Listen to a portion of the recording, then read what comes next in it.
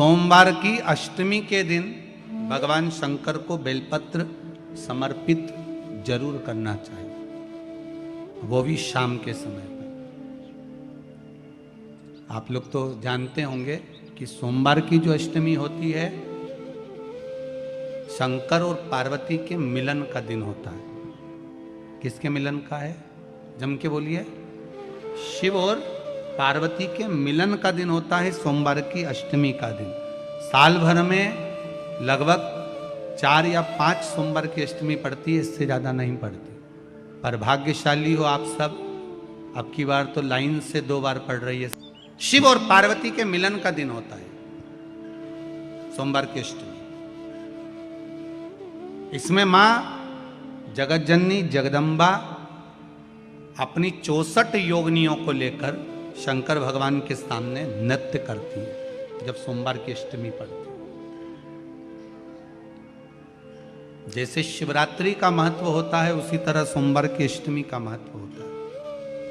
जब 64 योगिनियां माता शंकर भगवान के सामने नृत्य करती हैं तब भगवान शिव उठकर खड़े होकर उन 64 योगिनियों को अपने हस्त कमल पर धारण करते हैं। और हस्त कमल पर धारण करते हैं तब उन 64 योगिनियों को लक्ष्मियां प्रदान करती हैं। लक्ष्मी माता को वो 64 योगिनियां दी जाती हैं। लक्ष्मी मैया उन 64 योगिनियों को भगवान विष्णु के पास लेकर जाती हैं। भगवान नारायण उन 64 योगिनियों को ब्रह्मदेव के पास लेकर जाते हैं। उन 64 योगिनियों को ब्रह्मा जी ब्रह्माणी को प्रदान करते हैं। ब्रह्माणी उस 64 योगिनियों को ले जाकर माँ जगतजननी आद्य शक्ति को देती है। आद्य शक्ति उन 64 योगिनियों को ले जाकर शिव को समर्पित करती है।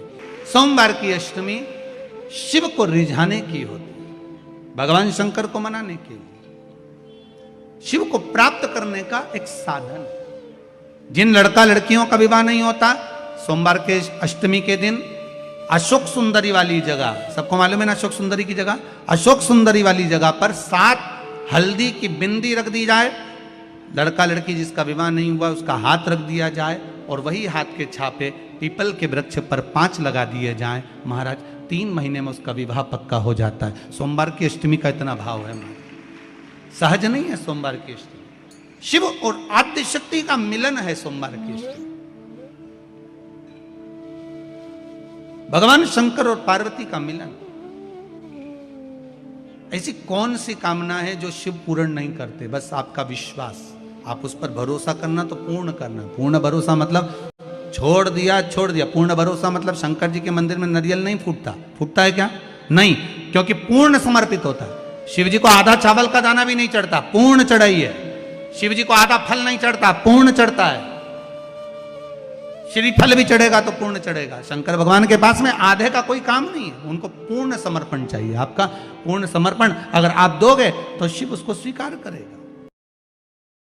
अगर घर में संपदा लक्ष्मी नहीं आ रही हो, व्यापार व्यवसाय नहीं चल रहा हो, नौकरी सर्विस नहीं मिल रही हो, बहुत तकलीफ हो, 7 बेलपत्री केसर को घिसकर चंदन बनाकर बेलपत्री पर बीच वाली पत्ती पर ओम लिखना है। दोनों पत्तियों पर भी एक आद्य शक्ति जगदम्बा के नाम की केसर की बिंदी लगाना है, दूसरे में श्री गणेश रिद्धि सिद्धि के नाम की बिंदी लगाना है। शिव जी पर समर्पित करते जाना, शंकर को चढ़ाते जाओ। सोमवार की अष्टमी के दिन भगवान शंकर को बेलपत्र समर्पित जरूर करना चाहिए, वो भी शाम के समय पर।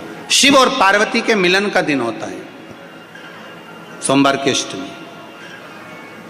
शंकर भगवान की कथा कहती है सोमवार की अष्टमी पड़ने वाले दिन अगर बेलपत्र पर केसर का भाग लगाकर ओम लिखकर केसर का ही तिलक लगाकर मां आद्य शक्ति गणेश जी रिद्धि सिद्धि के नाम से 7 बेलपत्र शिव को समर्पित कर लाल वस्त्र में उसको बांधकर, जिसका व्यापार व्यवसाय या नौकरी सर्विस नहीं हो, बहुत कष्ट चल रहा हो, बहुत जिंदगी में दुख चल रहा हो, उसको 2-1 महीना रख कर देखो, बाबा लाइन लगा देगा आपकी संपदा की ओर, आपका हाथ पकड़ देगा। सोमवार की अष्टमी शिव को रिझाने की होती है, भगवान शंकर को मनाने के लिए, शिव को प्राप्त करने का एक साधन है।